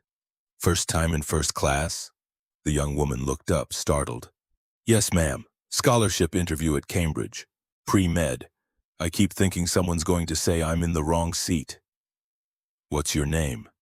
"Darius Thompson." "Darius, you belong here. Don't let anyone make you doubt that." "Thank you, ma'am." The flight attendant approached. "Ms. Washington, would you mind if we moved you to seat 5A? A VIP passenger requested 2A. Every muscle in Maya's body tensed. Then she saw Sonia's expression. Not demanding, not presumptuous. Asking, genuinely asking. "May I ask who the VIP is?" "A diplomat heading to Geneva. We tried to accommodate in row 1, but those seats are occupied. I completely understand if you prefer to stay. Your ticket shows 2A, and that's your right." The difference between a request and an assumption, between asking and demanding, between respecting her choice and overriding it. Maya looked at Darius, who was listening with wide eyes. "Actually, I'd like Darius here to have 2A. The window view is better for a first international flight. I'll take 5A. I prefer it anyway. Reminds me where I came from." Darius's eyes widened. "Ms. Washington, I couldn't." "I insist." Maya pulled out her business card, the same one she'd carried for 20 years but now carried different weight. "If anyone ever questions whether you belong somewhere, you call me, immediately." "Thank you, ma'am. Thank you." Maya moved to 5A. The young diplomat took 2C, nodding polite thanks. The plane filled with the usual pre-flight bustle. As they pushed back from the gate, Maya looked out the window at JFK fading behind them. 2 years ago, she'd been dragged from this aircraft bleeding and handcuffed. Today, she was sitting voluntarily in a different seat, having used her story to change an industry. Not revenge, reform, not cruelty, consequence, not power hoarded, power shared. The plane lifted into gray January sky. Maya closed her eyes and thought about her mother at the free clinic, fighting for patients who couldn't fight for themselves. She'd taught her that wealth didn't measure worth, that dignity couldn't be purchased, that real power meant using whatever you had to protect those with less. She'd learned that lesson young, forgotten it somewhere in the years of building companies and accumulating zeros in bank accounts.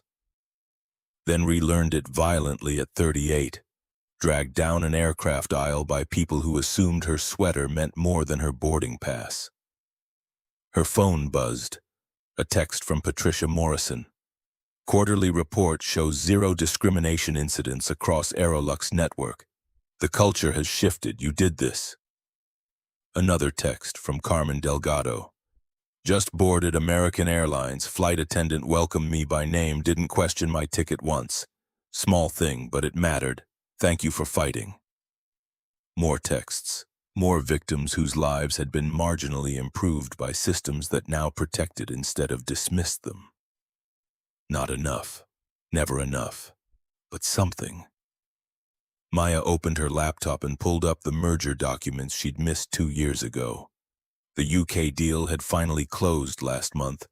£480 million European distribution secured 40,000 lives saved annually through cardiac monitoring technology.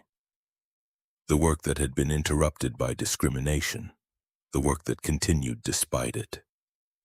She reviewed the clinical data, making notes for the presentation she'd give in London tomorrow. No longer rushing, no longer desperate to prove anything, just a doctor and entrepreneur trying to save lives, flying in a seat she'd chosen, protected by systems she'd helped create. The irony wasn't lost on her. She'd boarded this flight 2 years ago to sign papers that would help 40,000 people. She'd ended up helping millions by refusing to accept that she didn't belong.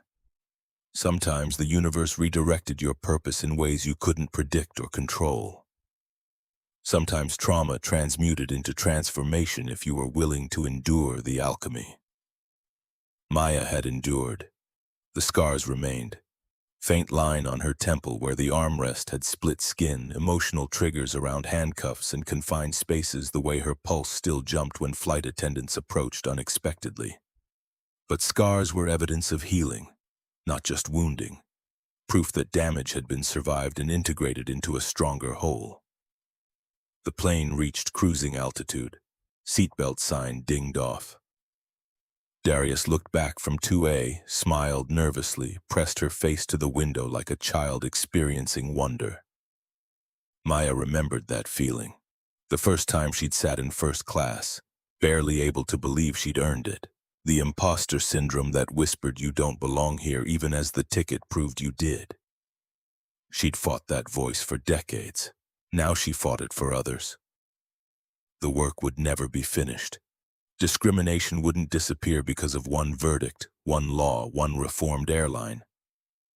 But the trajectory had bent, the arc had moved, and 43 people who'd been dismissed now had their stories on federal record.